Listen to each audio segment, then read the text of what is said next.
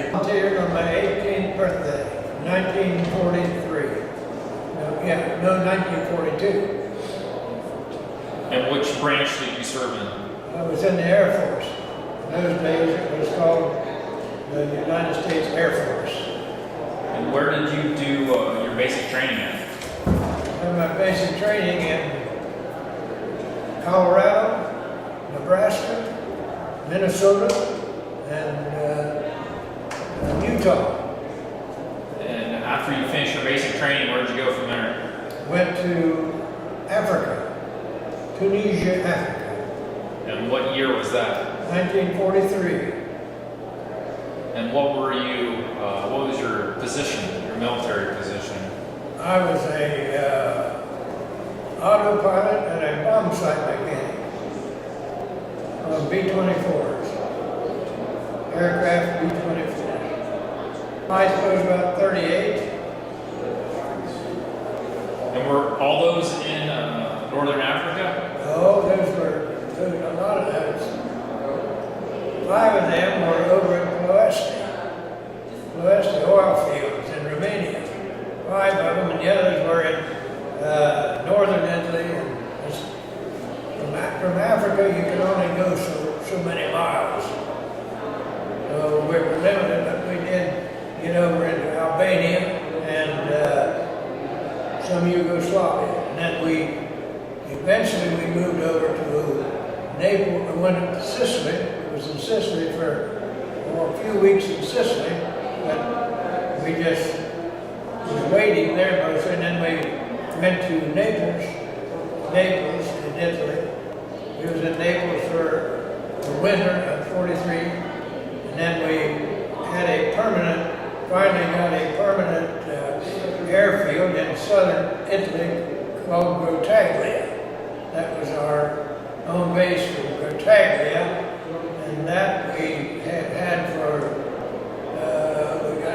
we was there for over 2 years at Grottaglia, and we had made about, our whole bomb group made about 300 sorties out of Grottaglia.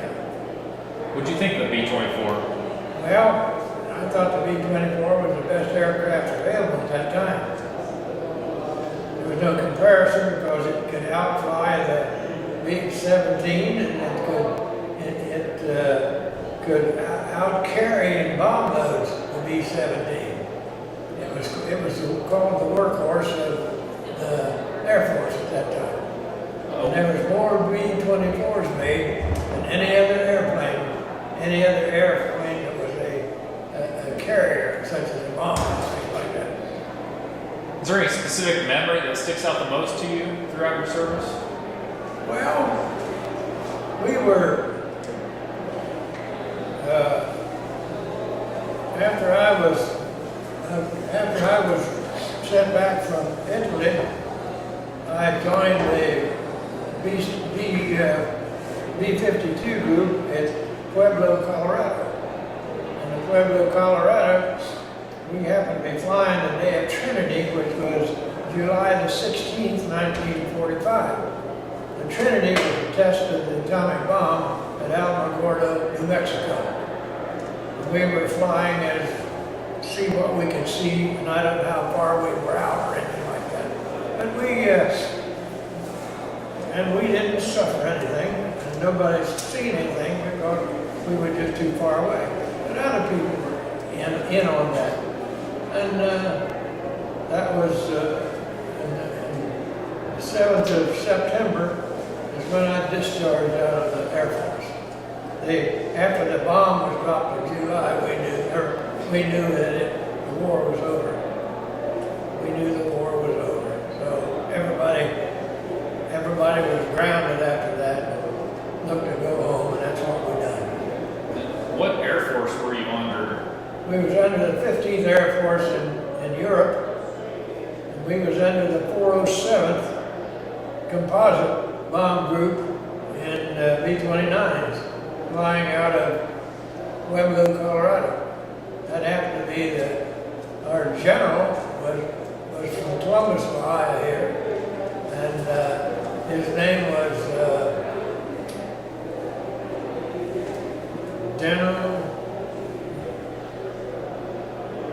Just kept going and going. I can't think of it. So after you got done flying B-24s, they bring you back to the States then? Yeah.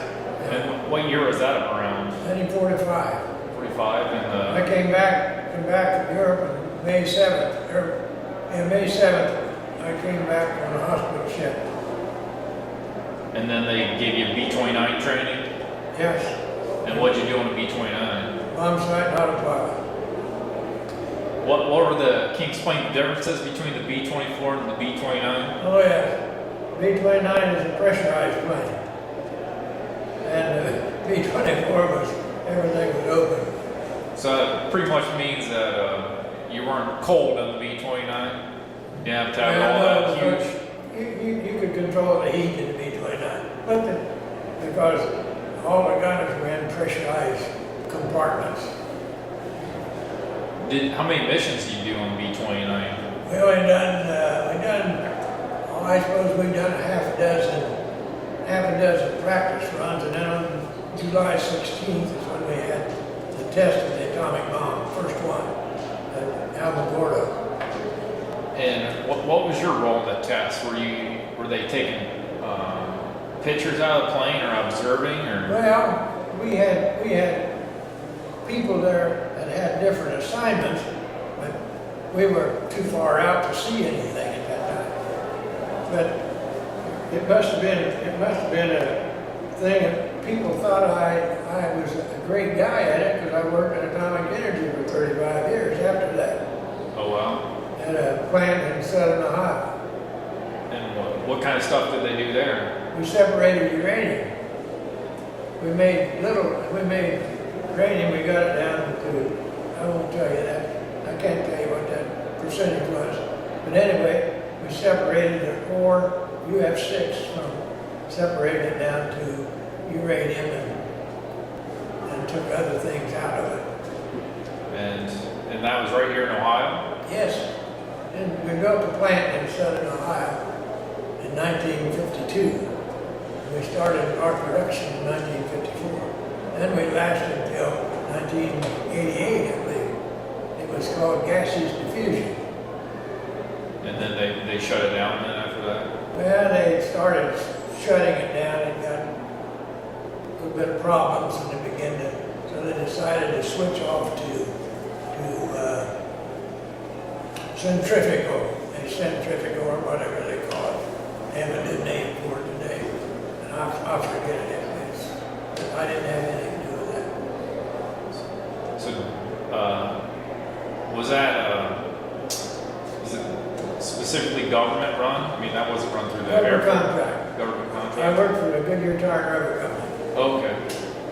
We were an operator, and Peter Kiewit Company was a contractor that built the plant. Any other specific memories you can think of? Was it really cold in the B-24, like flying at that? Yeah. Oh yeah. You had to wear heated flying suits, electrical, and a wire running through a heated flying suit. Everybody had to wear that. Have you seen any of those planes since, the B-24, B-29? Since Yeah, there you was a flew? B-24 out here at Bolton Field 2 months ago. B-24 and a B-17 were out there. We should have went out there to see them there in Columbus. You did get to see it? Oh, yeah. Did you get to go into it? Oh yeah, we got to them, and my friend Evelyn, she was interested. We was over there. I took her through there and explained what everything happened in these planes. It was very good, very good, very entertaining.